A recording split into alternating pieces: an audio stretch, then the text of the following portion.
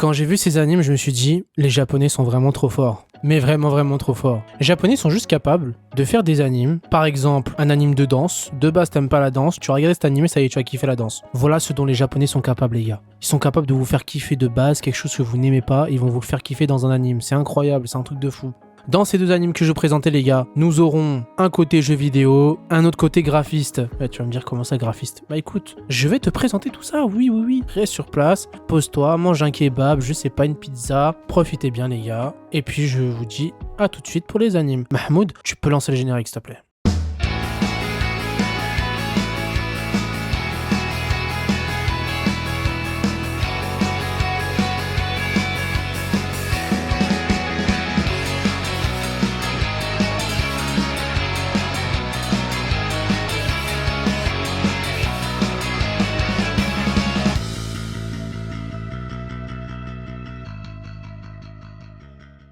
Donc les gars, le premier anime que je vous présentais, c'est Protocol Rain. Nous sommes dans un genre action, drame, tranche de vie. L'anime est sorti le 7 octobre 2023 et il y aura un nombre total de 12 épisodes. L'anime est disponible sur ADN.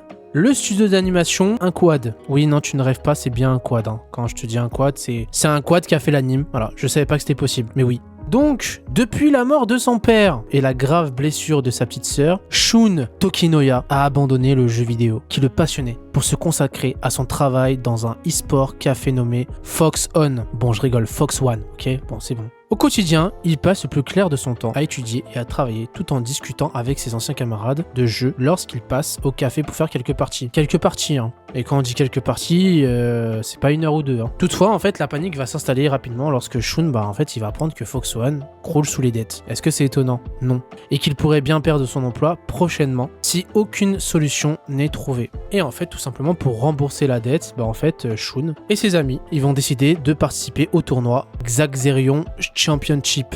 Me demande pas pourquoi le nom il est comme ça, j'en sais rien. Pour mettre la main sur son important cash prize. Il y a un cash prize, c'est évident. Avec un sentiment amer de culpabilité, et en fait Shun il va replonger dans le monde des jeux en ligne et se retrouver rapidement confronté à Bakuretsu-kun, un ancien joueur qu'il avait l'habitude de fréquenter par le passé. Et en fait, cette rencontre inédite, expérience et combat acharné, avec les difficultés qui vont se dresser devant lui, et Shun, en fait, il n'a qu'une solution, aller de l'avant. Voilà, il se retourne pas, non, il va toujours de l'avant, tous les jours, matin, midi, soir. Voilà les gars, tout simplement. Prochain anime.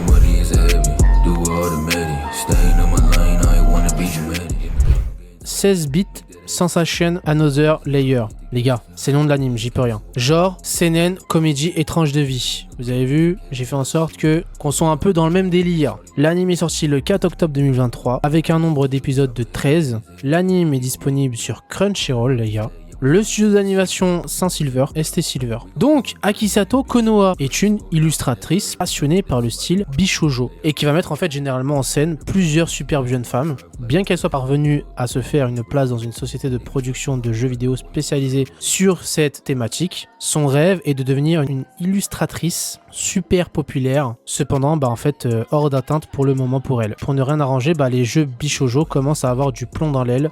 Et son entreprise se tourne peu à peu vers l'ère moderne des jeux sociaux, bien plus rentables. Et oui, c'est triste, mais c'est comme ça. Et ainsi, Konoha, et c'est pas Naruto, Konoha est peu à peu devenue une illustratrice secondaire. Et la jeune femme, en fait, elle va passer ses journées à dessiner, encore dessiner, encore dessiner des personnages normaux qu'elle trouve intéressants. Elle se pose, elle se dit, bon, ça peut être intéressant. Comme toi, là, tu vas marcher dans la rue, elle va te dessiner, elle va te dire, ah voilà, t'es intéressant. Voilà. Toutefois, en fait, tout va basculer, et vraiment tout va basculer, lorsque le propriétaire d'un magasin de jeux lui offre un ancien jeu Bishoujo qui plonge immédiatement Konoha dans un état de nostalgie en ouvrant l'emballage de Classmate. Elle est en fait directement transportée dans le passé et se retrouve en 1992. J'étais même pas né. En plein âge d'or des jeux Bishoujo, rapidement, en fait, l'illustratrice, elle se met à travailler pour la société Alcohol Soft et peut enfin se dévouer à sa passion. Il a fallu quand même qu'elle revienne dans le passé. Ce sera tout pour cette vidéo. N'oubliez pas de lâcher un petit like, un petit commentaire, un petit abonnement. Ça me fait énormément plaisir, sachez-le. Et je vous dis à la semaine prochaine pour une nouvelle vidéo.